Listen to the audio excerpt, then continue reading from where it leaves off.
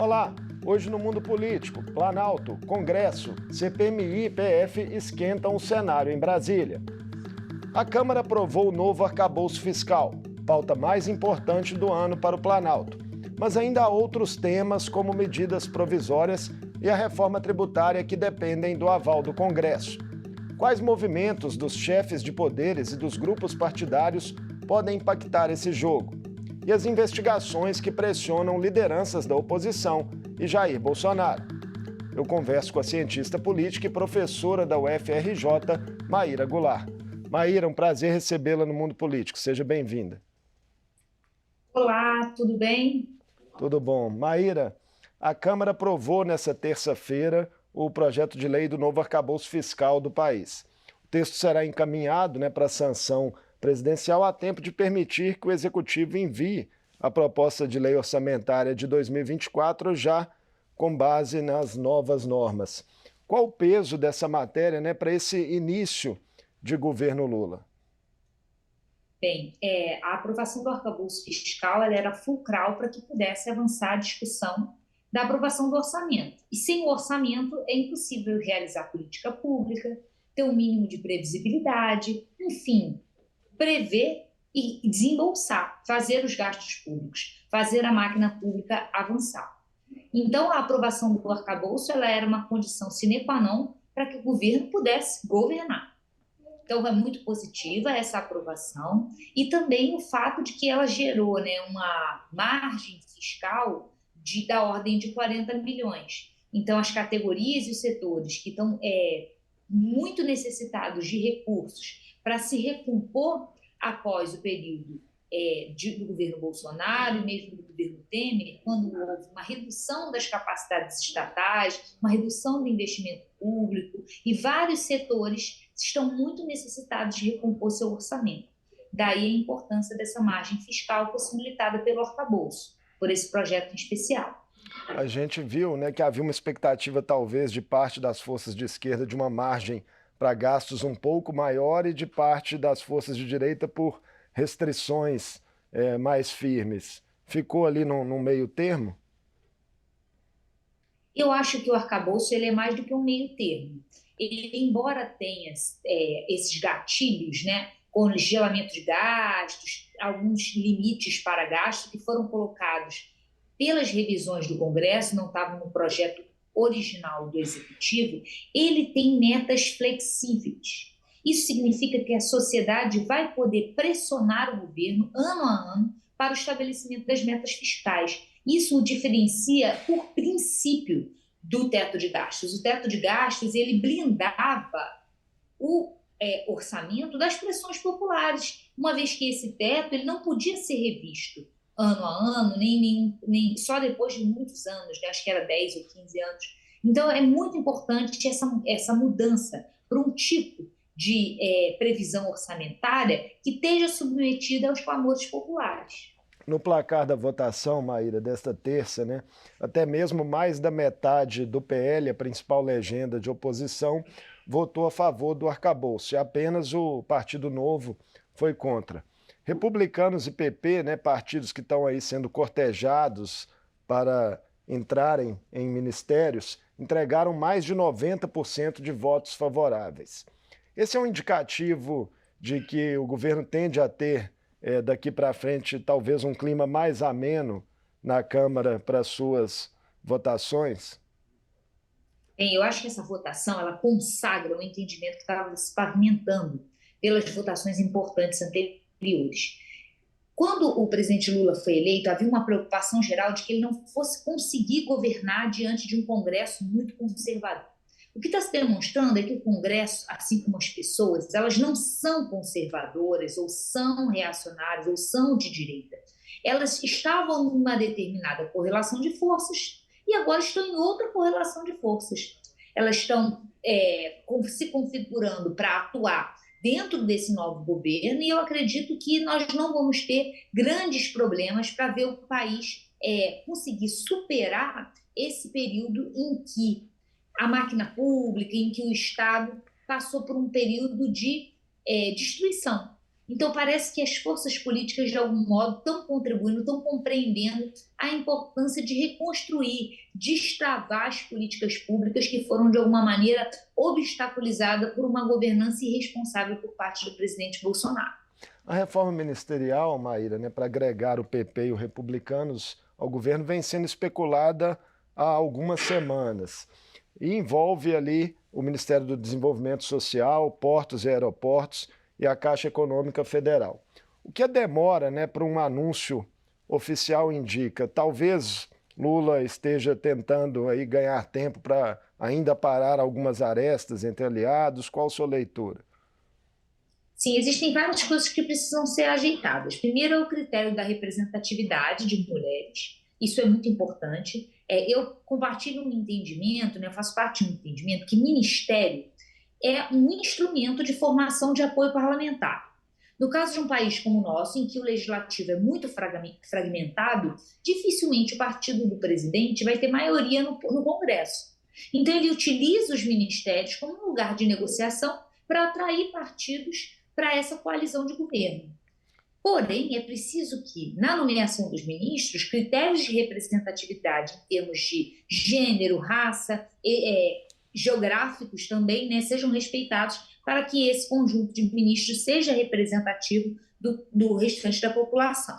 Outros elementos importantes para serem considerados uma vez no ministério, esse partido se compromete com as linhas gerais do governo?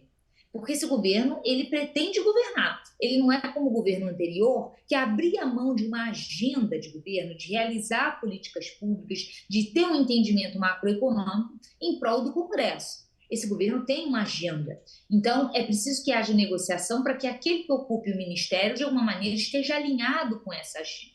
E, por fim, é preciso que alguns setores-chave do governo, esse ajuste seja ainda mais cuidadoso. É o caso que acontece com o desenvolvimento social, que tem o principal programa, a principal política pública do governo brasileiro, que é o Bolsa Família.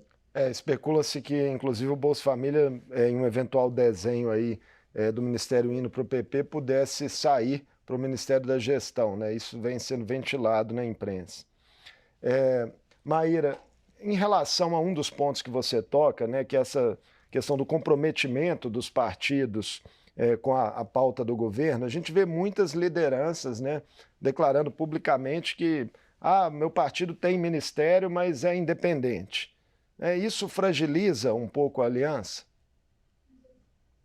Bem, isso também é muito um bolsão de ensaio, né? Essa ideia de que os líderes partidários têm ou não têm controle absoluto sobre os seus parlamentares, né? Que é isso. O partido integra a base do governo, mas chega na hora, os deputados não entregam os votos porque não votam conforme a instrução das lideranças ou conforme os acordos estabelecidos.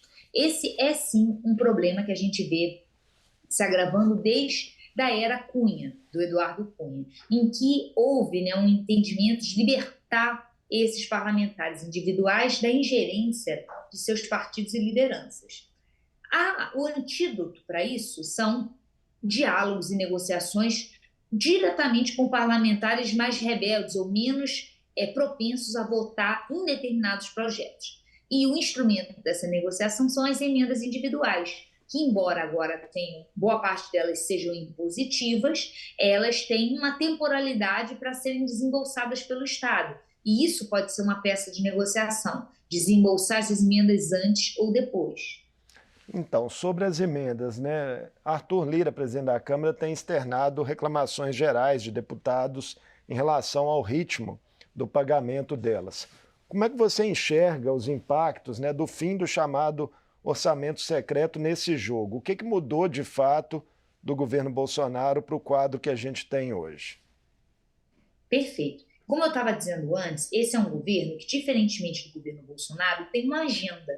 Deseja implementar um conjunto de políticas públicas, um conjunto de transformações, e por isso ele não pode abrir mão completamente do orçamento para o Congresso, seja na aprovação de leis, seja mesmo no tocante às emendas individuais e de bancada. Então, há sim, por parte do governo Lula, uma maior preocupação em sanear, em canalizar essas emendas parlamentares, organizar para que elas caibam no orçamento, que sejam compatibilizadas com outros usos do orçamento. aqueles mais programáticos, ligados às políticas públicas. A relação, né, entre o Planalto e o presidente da Câmara, Arthur Lira, tem sido, Maíra, meio que de morde-a-sopra, né, e pautou aí, inclusive, encontros reservados recentes dele com Lula, segundo foi noticiado. O governo é, em alguma medida, refém do presidente da Câmara, dos humores dele? Eu não acredito. Eu acredito que haja, sim, dois atores, né, o executivo e o legislativo tem uma instância de centralização, que é o presidente da Câmara, né, o deputado Arthur Lira. Ele funciona como um agente, né, que organiza, que tem um papel importante para organizar as demandas desses parlamentares. Então, há o diálogo entre esses dois elementos, né, executivo e legislativo. Ele é um elemento que faz parte de um entendimento republicano, né? Essa preocupação com o diálogo entre os dois ou com eventuais tensionamentos resulta de um mau entendimento do que deva ser a política. A política é o lugar do dissenso, da formação de processos de barganha, de entendimentos, de resolução de problemas. Quando há muita convergência, quando todo mundo é do mesmo grupo, eu acho que isso tem um pendor mais totalitário. Quanto mais pluralismo, quanto mais negociação, eu acredito que a democracia ela ganha com isso. Agora, tem um empoderamento maior do legislativo nos últimos anos, né? Parece ter claramente. Isso muda o jogo. Sim, eu acho isso bem interessante. Eu acho importante que os três poderes tenham o seu devido lugar e o seu devido papel. O Poder Judiciário, por ser um poder não eleito, não submetido às pressões populares, né, aos anseios populares, ele tem o papel de gestão da Constituição. Né? Então, ele tem apenas esse papel de proteger a Constituição. O Poder Executivo, ele representa a totalidade do país. E ele tem um papel muito importante em representar essa unidade, essa totalidade do país. E o Legislativo, por sua vez, ele representa as minorias, as idiosincrasias, os grupos de interesse, e da capacidade dele de funcionar como um espaço de representação de interesses e identidades que são diferentes, que vem a sua legitimidade para atuar dentro desse arranjo democrático. Maíra, outro desafio do governo é aprovar ainda este ano a reforma tributária, que agora está no Senado, onde há ali pressões, sobretudo do Norte e do Nordeste, por modificações. E o texto ainda teria, de qualquer forma, que voltar a passar, né, pela Câmara. Interesses regionais conflitantes podem complicar um pouco esse cronograma traçado pelo governo? Certamente. A gente tem um embate federativo, que é um tema recorrente na nossa República. Nós somos um país continental, que tem entes federativos de tamanho e de importância muito distintos.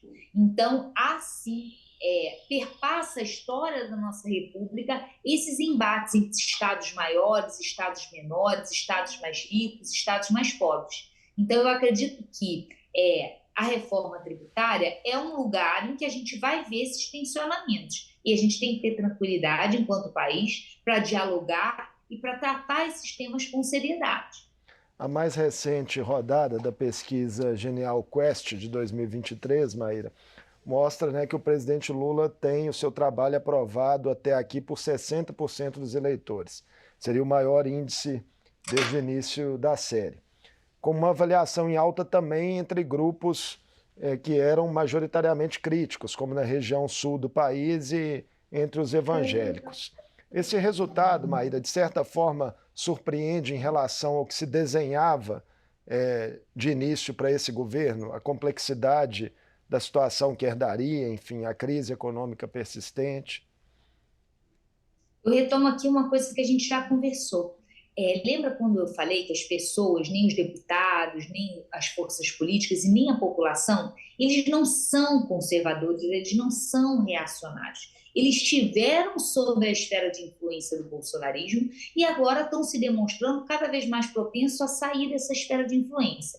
Quanto mais o governo é capaz de distensionar, é capaz de governar com tranquilidade, desempenhar políticas públicas, fazer o país crescer, ele distensionando essa polarização radicalizada e maniqueísta que o bolsonarismo e o extremismo de direita representam, ele consegue fazer avançar uma ideia de democracia, avançar até mesmo em termos de aprovação do governo e em segmentos da população que antes eram refratários.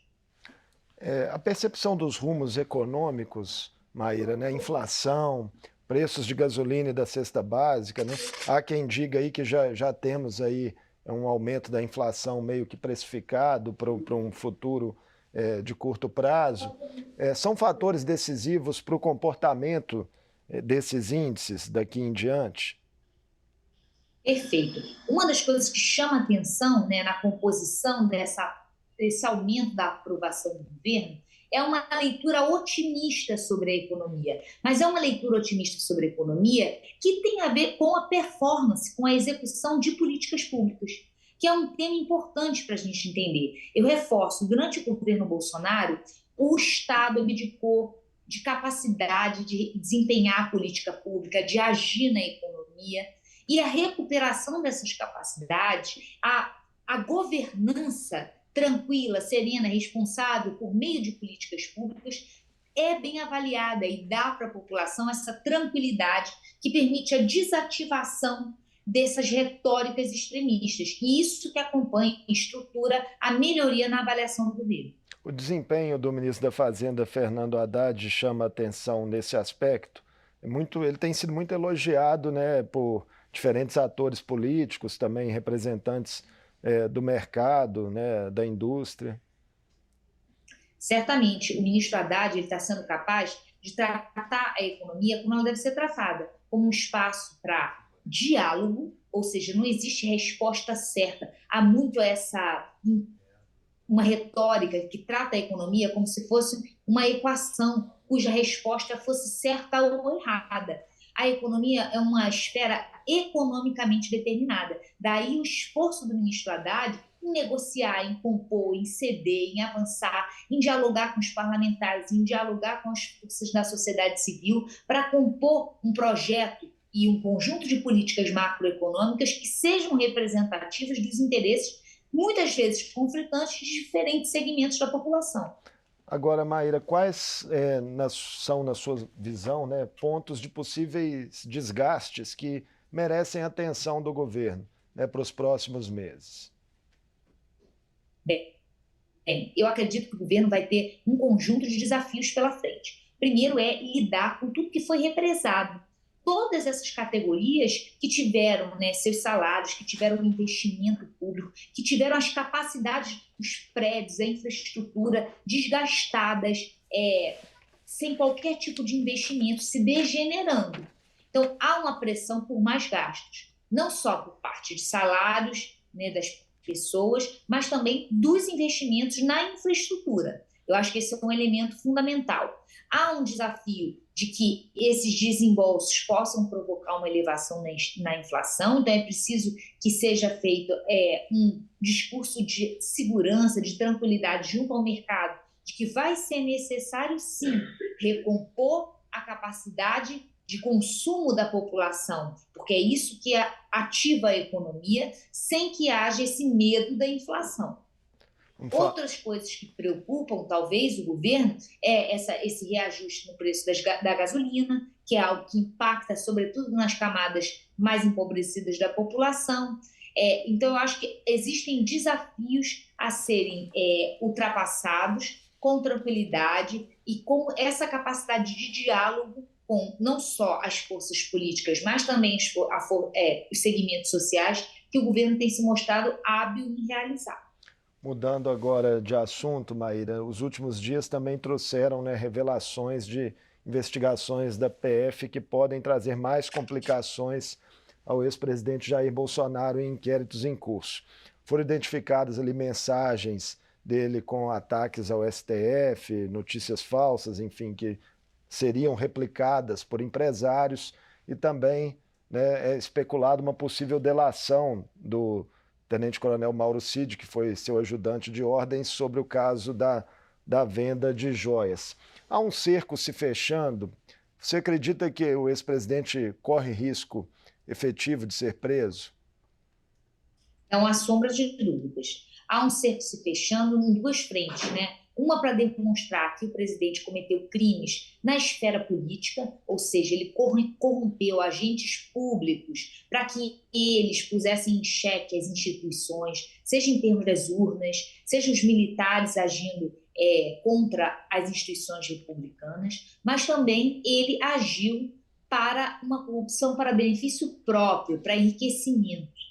Então, eu acho que essas duas frentes estão se fechando e a ideia de corrupção ela pode atingir Bolsonaro por esses dois lados, uma corrupção mais política, uma corrupção propriamente econômica para benefício próprio. Eu acho que a quebra do sigilo de Bolsonaro vai trazer uma série de informações importantes e, mais do que isso, observando que ele agia através dos seus... daqueles que estavam mais próximos, né, dos seus empregados, aqueles que o serviam. Então, não só a quebra do seu próprio sigilo, mas dessa entourage que agia em seu nome vai ser importante para demonstrar essas associações. Agora, essa quebra de sigilo, né, parece que vem tendo aí uma oposição do presidente da comissão da CPI, né, Arthur Maia, no sentido de tentar blindar Bolsonaro e também o ex-ministro da Defesa. Na mesma CPI, né, nós tivemos recentemente um depoimento do hacker Walter Delgatti atribuindo ao ex-presidente orientações para manipular as urnas, falando também do recebimento de dinheiro da deputada Carla Zambelli, revelando ali supostas reuniões com militares para levar adiante esses planos. Como é que você está vendo o conjunto das implicações, né, do trabalho do colegiado, da CPMI, para o jogo político do país nesse momento? Eu acho que essa CPI está trazendo à tona como que a democracia e a república no Brasil estiveram ameaçados nesses 4 anos. É uma reação tardia das instituições em defesa da república, da democracia, porque Bolsonaro passou 27 anos, 7 mandatos consecutivos, avisando que ele não ia respeitar a Constituição, que ele não tinha apego à democracia. E mesmo assim, uma vez eleito, essas instituições não... Primeiro, elas deveriam ter punido ele por quebra de decoro, interrompido essa trajetória. Nem não tendo interrompido, quando ele assume a presidência, ele continua fazendo declarações contundentes que não vai seguir regras, que não vai obedecer ministro, e nada foi feito. Só quando a coisa eclode para um golpe, que foi o que a gente viu em 8 de janeiro, a gente tem um despertar dessas instituições para, de alguma maneira, conter a ameaça que o bolsonarismo representa. A imagem das Forças Armadas sai comprometida? Sem sombra de dúvida. Essa pesquisa IPEC que você citou anteriormente, sobre a avaliação do governo, ela também avaliava pesquisa Quest. A confiança, o indicador de confiança nos militares. E houve uma queda acentuada, né, na população em geral, de 43% para 33% da população que confia nas Forças Armadas, mas mesmo entre aqueles que votaram em Bolsonaro, houve uma queda de 61% para 40% de confiança nas Forças Armadas. Então, eu acredito que há uma desmoralização das Forças Armadas na sociedade. Maíra, com esse combo, né, de avanço das investigações da PF, das apurações da CPMI, somado ainda ao fato da deputada Carla Zambelli ter se tornado réu no STF, como é que você vê o atual momento para a oposição ao governo Lula? É um momento ruim, porque há uma certa deslegitimação daqueles que eram seus pilares. O discurso anticorrupção, quando se demonstra, né, que Bolsonaro, enquanto líder possível, porque ele não está se demonstrando um líder de fato dessa oposição. Foram muitos sumiços e Bolsonaro demonstra uma incapacidade de agir como alguém que organiza elites políticas. Então, essa oposição, primeiro, ela está acéfala e depois ela está muito deslegitimada em relação à sociedade de modo geral. É possível antever aí, talvez, choques entre bolsonaristas mais fiéis e uma direita mais moderada que terá que se reposicionar no cenário político? Essa direita precisa se inventar, porque ela tem um problema de identidade. O problema de identidade é que boa parte da direita votou em Bolsonaro e, de alguma maneira, concorda, adere com elementos do seu discurso, principalmente esse discurso que desqualifica a esquerda, desqualifica o projeto de inclusão que essa esquerda representa. Inclusão econômica, inclusão social, inclusão de minorias demográficas e não demográficas. Então, essa esquerda tem um problema, sim, identitário. Até quanto ela quer se diferenciar desse projeto reacionário de Bolsonaro, que visa o resgate de uma sociedade atrasada do passado. A extrema-direita vai continuar tendo um lugar na sociedade brasileira, independente dos destinos de Bolsonaro? Sem sombra de dúvida, a gente não pode ignorar que os valores progressistas, que os valores dessa ideia de sociedade mais inclusiva, menos patriarcal, menos estruturados por opressões de gênero, classe e raça, esses são valores ainda com pouca penetração na sociedade. Então é preciso que a gente faça um esforço maior de dialogar nos nossos espaços, nas nossas famílias, na escola, na universidade, para ampliar a penetração desses valores. Isso só vai ser feito através do diálogo. A gente não pode esquecer que Bolsonaro não inventou esse reacionarismo, ele apenas é um porta-voz dele. Maíra, muito obrigado por essa conversa conosco no Mundo Político, analisando aí o contexto, né, das disputas de momento em Brasília, os rumos também do governo Lula. Eu que agradeço, muito obrigada, é um prazer estar aqui, agradeço a todo mundo que está assistindo. Até a próxima. Conversei com Maíra Goulart, cientista política e professora da UFRJ. Falamos dos destaques da semana em Brasília, com votações na Câmara dos Deputados, articulações em torno da reforma ministerial, apurações da CPMI de 8 de janeiro e desdobramentos de investigações da Polícia Federal sobre desvio de joias do patrimônio público e tramas golpistas. O Mundo Político fica por aqui. Obrigado por nos acompanhar e até o próximo programa.